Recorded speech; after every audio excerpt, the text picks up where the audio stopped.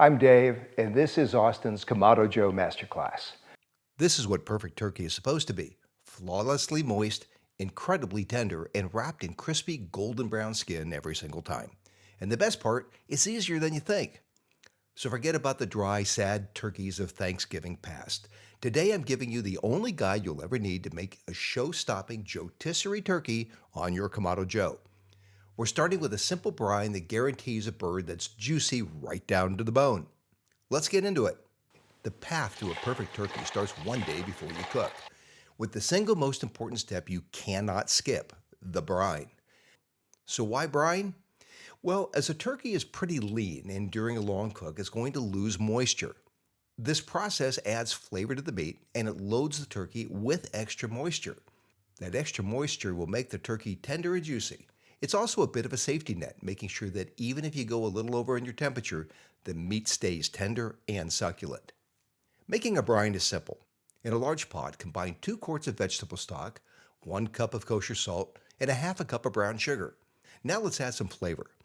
To the pot, add 1 onion, quartered, 1 tablespoon of black peppercorns, 2 bay leaves, a few sprigs of rosemary, and 3 smashed cloves of garlic. Bring it to a boil, then cook it for 2 minutes.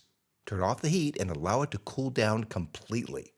Then add 6 quarts of ice water and stir. Place your turkey in a big food-safe container and pour the cool brine over it. I have a white 5-gallon food-safe bucket that I bought at my local hardware store. Make sure the whole bird is submerged. Cover it with foil and put it in the refrigerator if you have room. Otherwise, put it in a cool place for 24 hours. If your garage is cooler than the inside of your house, store it out there. I don't recommend leaving it outside. I did that once and didn't have Thanksgiving because of it. The next day, remove the turkey from the brine. Rinse it inside and out, and then dry it completely with paper towels. Add some quartered onion, apple slices, and sprigs of sage inside both cavities. Next, rub the skin with a little bit of canola oil and a good coat of kosher salt and freshly cracked black pepper. That's it. This turkey had a plastic holder to hold the legs together. If your turkey has one, just tuck the legs into the holder. If not, tie the legs together with butcher's twine. Turn the turkey face down, take a 6-foot length of twine and tie the wing tips down to the arm, and then tie the 2 arms together behind the back. Finally, sew the cavities up to prevent the onion and apples from falling out on the rotisserie. To get it on the spit, slide the Joetisserie rod through the cavity neck to tail, trying to hit the center of mass. Slide on one of the forks and drive it deep into the thighs. Slide on the second fork and secure it into the breast. Now for the most important part of this step: balance. Before you light the coals, put it on the Joetisserie and give it a spin. If it feels lopsided or jumps as it turns, you have to adjust it. Loosen the forks and shift the bird until it rotates smoothly.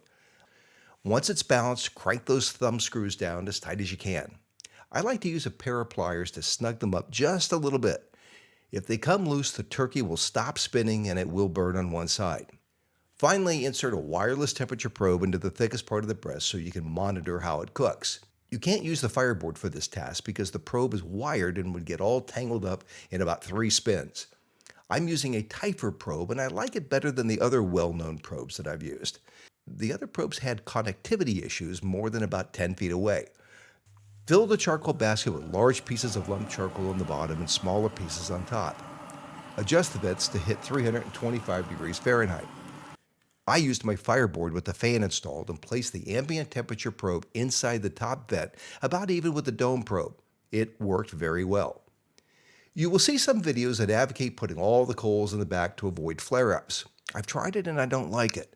It's almost impossible to get a grease pan to catch all the grease, and I ended up with a mess in the bottom of my Kamado Joe. Now I fill the basket and let the turkey drip on the coals. I had a perfect turkey and no flare-ups. Turkey soaks up smoke like a sponge, and it's really easy to overdo it. You're not smoking a brisket here. The rotisserie process itself creates a lot of flavor. I recommend not using any wood at all. I once used 2 chunks of pecan on a 20-pound bird and nobody would eat it. If you use good quality lumped charcoal, you will definitely taste the smoke. Slide the spit rod into the motor and turn it on and close the dome. We're pulling this bird off the grill when the breast hits an internal temperature of 160 degrees Fahrenheit. For a turkey this size, expect that to take about 3 hours. When your thermometer lets you know that it's done, carefully lift the entire spit off the grill.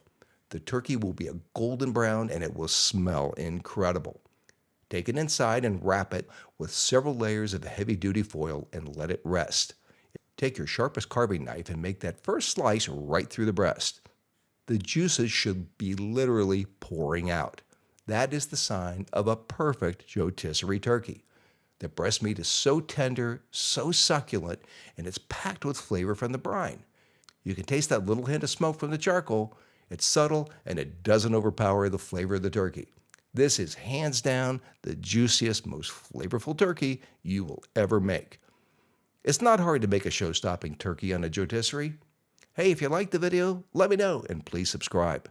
Click on the link right here for more Kamado Joe recipes.